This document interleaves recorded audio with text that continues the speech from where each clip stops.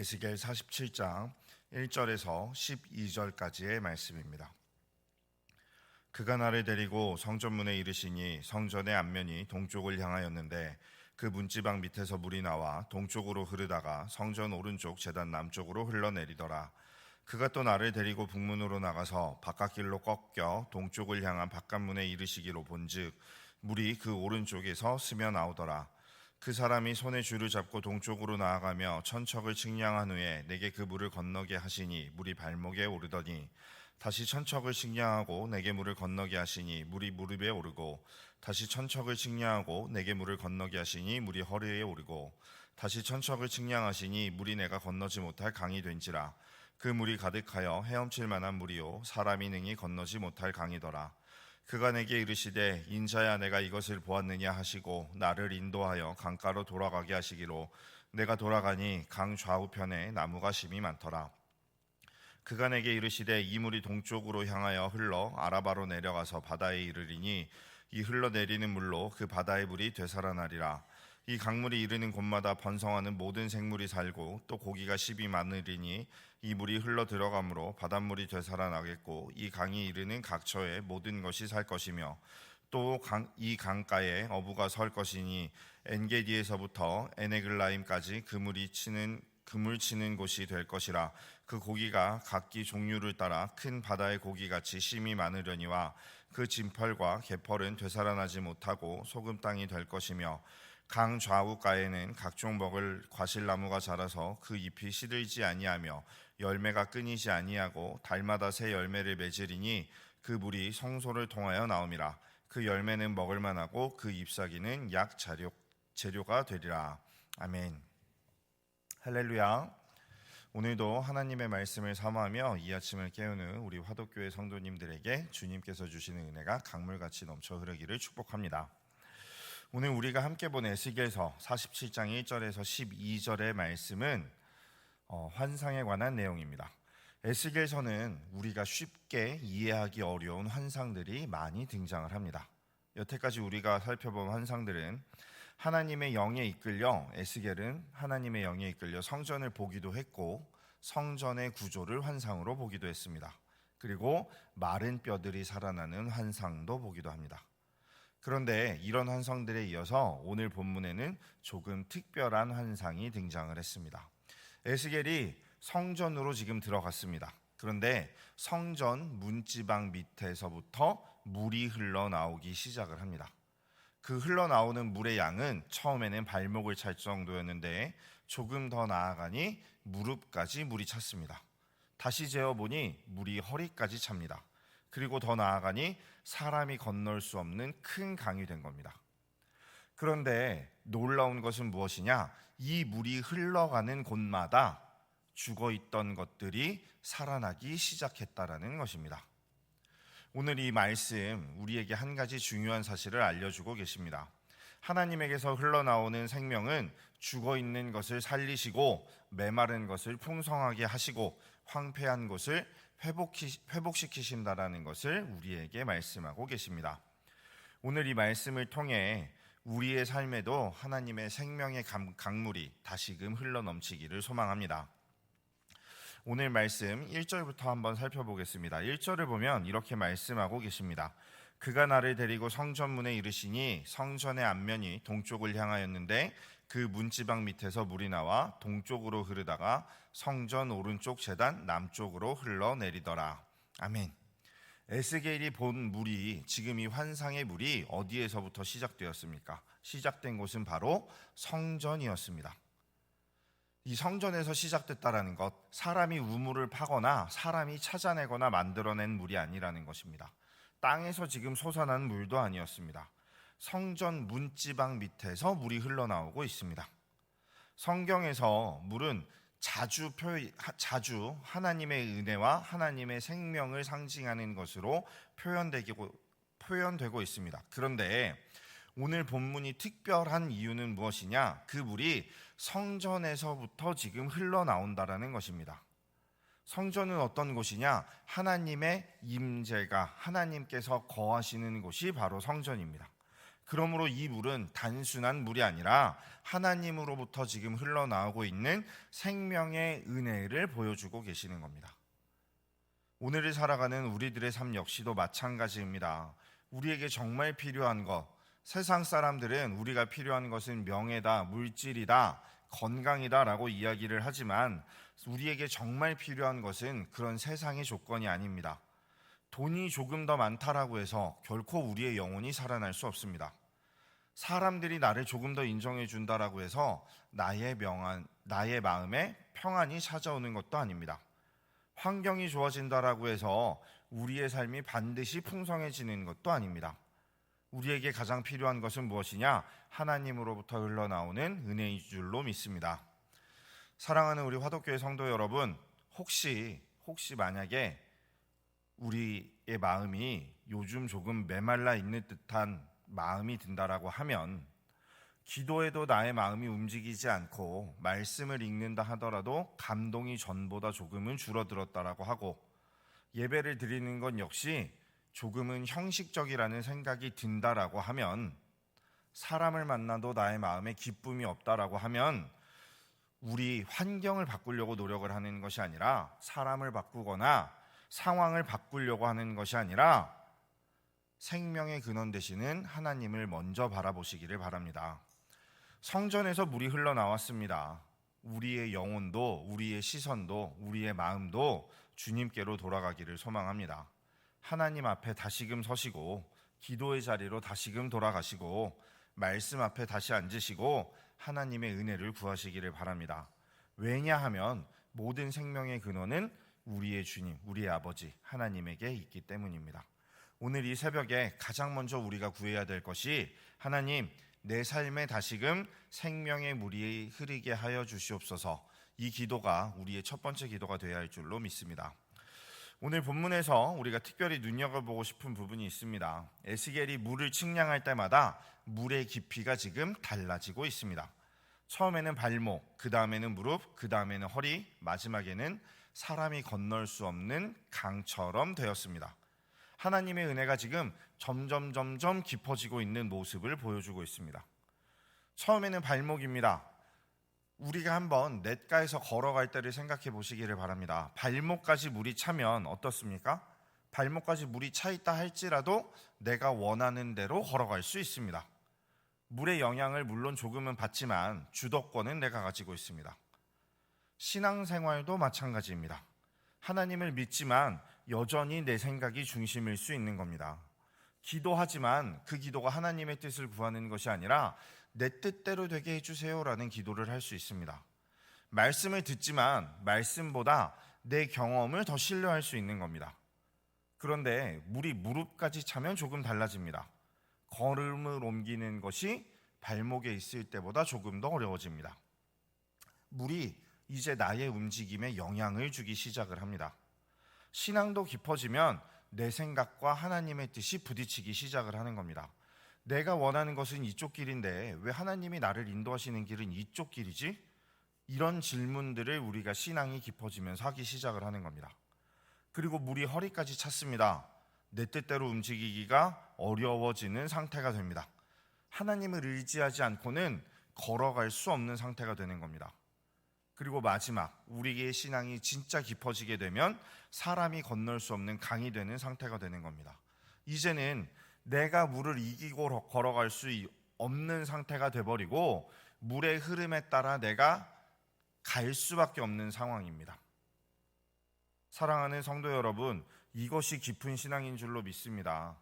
내가 하나님을 붙잡고 살아가는 것이 아니라 하나님에게 붙들려 살아가는 우리 화독교회 성도님들이 되시기를 소망합니다. 내가 하나님을 이용해서 내 뜻을 이루어가는 것이 아니라 하나님의 뜻에 내 삶의 방향을 맞추어 가도록 나 자신을 전적으로 하나님에게 맡기어야 될 것입니다. 신앙생활을 오래 했다라고 해서 우리의 신앙이 결코 깊어지는 것은 아닙니다. 교회를 오래 나왔다라고 해서 반드시 하나님을 깊이 아는 것 또한 아닙니다. 중요한 것은 무엇이냐? 하나님의 은혜가 내 삶을 얼마나 깊이 다스리고 있는가입니다.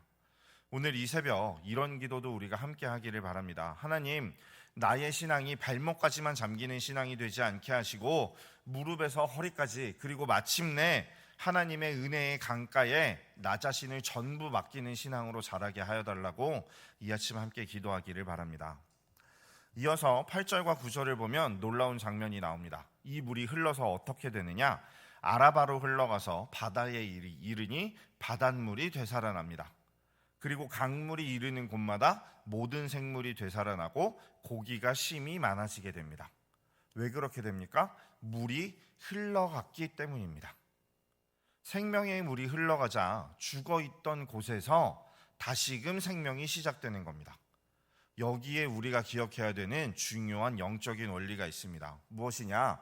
하나님의 은혜는 나만 가지고 있어서 되는 것이 아니라 우리는 하나님의 은혜를 흘려보내야 된다는 것입니다. 은혜를 나만 가지고 있으면 그 은혜는 결코 은혜의 강이 되지 않습니다. 하나님에게 우리가 받은 그 사랑이 다른 사람에게 흘러가야지만 생명의 역사가 나타납니다. 주님에게 우리가 용서를 받았습니다. 그러면 우리 역시도 용서를 할 수 있어야 되는 겁니다. 내가 지금 하나님의 사랑을 받고 있습니다. 그러면 나 역시도 다른 사람을 주님의 마음으로 사랑해야 될 것입니다. 혹시 하나님에게 위로를 받았습니까? 그럼 나 역시도 누군가의 위로가 되어줄 수 있어야 되는 겁니다. 그리고 무엇보다 하나님에게 받은 은혜가 있으면 그 은혜를 흘려보내야 합니다. 우리 교회가 마찬가지가 되기를 소망합니다. 화독교회가 이 교회 안에만 고여 있는 것이 아니라 예배를 통해 받은 은혜가 우리의 가정으로 흘러가야 될 것이고, 교회에서 받은 사랑이 우리 지역에, 우리 이웃에게 흘러가야 될 것입니다. 말씀을 통해 받은 은혜가 힘든 사람에게 흘러가기를 소망하고, 기도하며 받은 은혜가 다른 사람을 위한 중보 기도로 흘러가기를 소망합니다. 물이 흐르는 곳마다 살아났습니다. 오늘 우리의 삶을 통해서도 하나님의 은혜가 흘러가기를 바랍니다. 그 은혜가 우리 가정에 흘러가고, 자녀들에게 흘러가고, 직장과 일터에 흘러가고, 주변 사람들에게 흘러가기를 축복합니다. 본문에서 또한 우리가 가장 깊이 은혜 받을 수 있는 부분이 이곳입니다. 물이 흘러가는 곳에서 생명이 살아났다는 것. 에스겔이 살던 시대는 어떤 시대였습니까? 이스라엘, 나라를 잃었습니다. 그들의 수도 예루살렘이 무너졌습니다. 하나님의 임재를 상징하던 성전도 무너졌습니다. 그 와중에 백성들은 어떤 상황이었느냐? 모두 다 포로로 끌려가 버리고 마는 상황입니다. 사람의 눈으로 보기에는 지금 어떤 상황입니까? 더 이상 회복될 수 없을 만큼 절망적인 상황입니다. 그런데 하나님은 어떻게 하셨습니까? 에스겔에게 새로운 성전을 보여주셨고, 그 성전에서 물이 흘러나오는 환상을 보여주신 겁니다. 그리고 그 물이 죽음의 땅을 지나가며 생명을 만들어냈습니다. 하나님께서 말씀하시는 것이 이것입니다. 내가 끝이라고 말하지 않았는데 너희들이 끝이라고 생각하지 말아라. 사람들의 눈에는 끝난 것처럼 보일 수 있습니다. 그러나 하나님께서 보시기에는 결코 끝나는 것이 아니라 새로운 시작이 될 수 있다는 것을 기억하시기 바랍니다.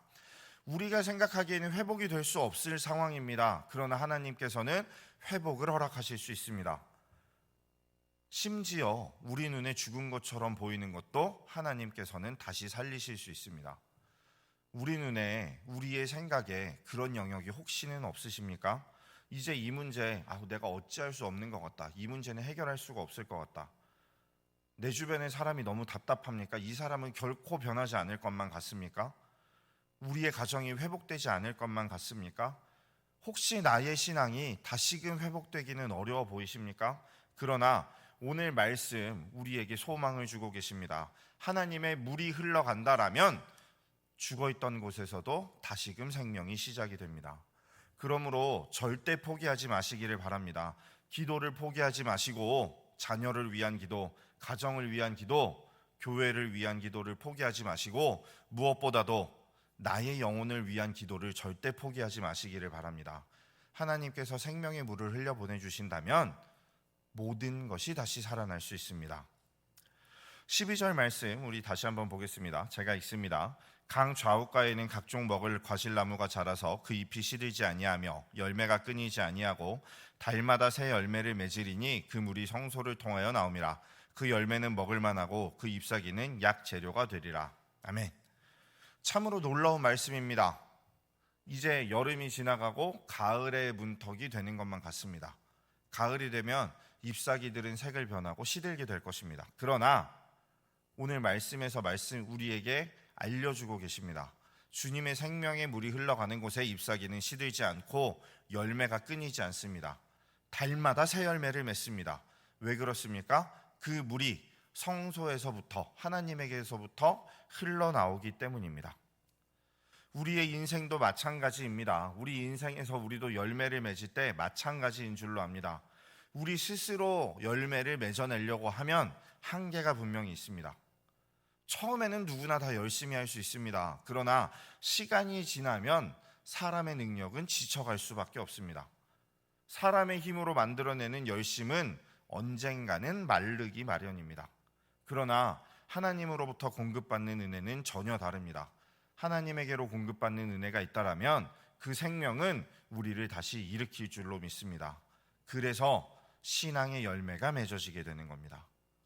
그 맞는 신앙의 열매, 사랑의 열매이고 용서의 열매이고 인내의 열매이고 기도의 열매를 맺게 할 줄로 믿습니다. 그리고 우리 자신뿐 아니라 다른 사람에게도 흘려보내는 사랑이 되게 합니다. 사랑하는 우리 화덕교회 성도 여러분, 오늘 에스겔이 본 환상, 단순히 아름다운 강가에 대한 환상이 아니었습니다. 이것은 무엇이냐? 하나님의 생명이 어디에서 시작되고 어디로 흘러가며 무엇을 변화시키는지를 보여주는 말씀이었습니다. 이 생명의 물, 성전에서 시작되었고 점점점 깊어졌습니다. 그리고 물이 흐르는 곳마다 생명이 되살아났고 죽었던 바다가 살아났고 강 좌우에 나무가 자라났습니다. 그리고 달마다 열매가 맺혔습니다. 오늘 이 새벽 우리의 기도가 이것이 되기를 바랍니다. 하나님, 내 안에 생명의 물을 흘려보내 주시옵소서. 내 신앙이 발목에서 멈추지 않고 나의 신앙의 깊이가 하나님의 은혜에 흠뻑 젖게 하여 주시옵소서.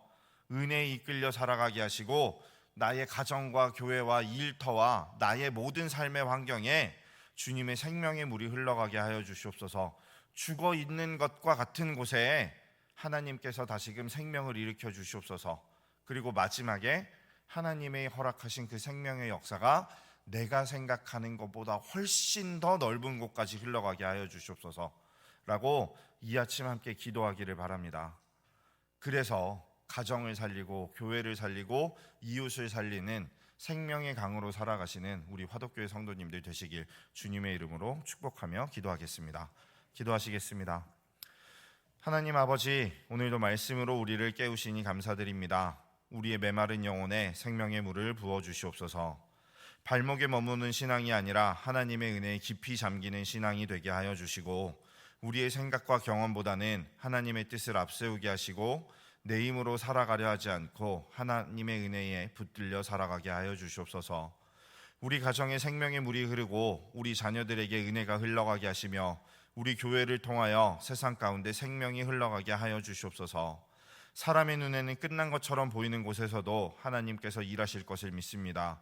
포기하지 않게 하시고 기도를 멈추지 않게 하시고 하나님께서 회복하실 것을 믿고 기다리게 하여 주시옵소서. 우리의 삶을 통해 사랑이 흘러가고 용서가 흘러가고 위로가 흘러가고 복음의 생명이 흘러가게 하여 주시옵소서.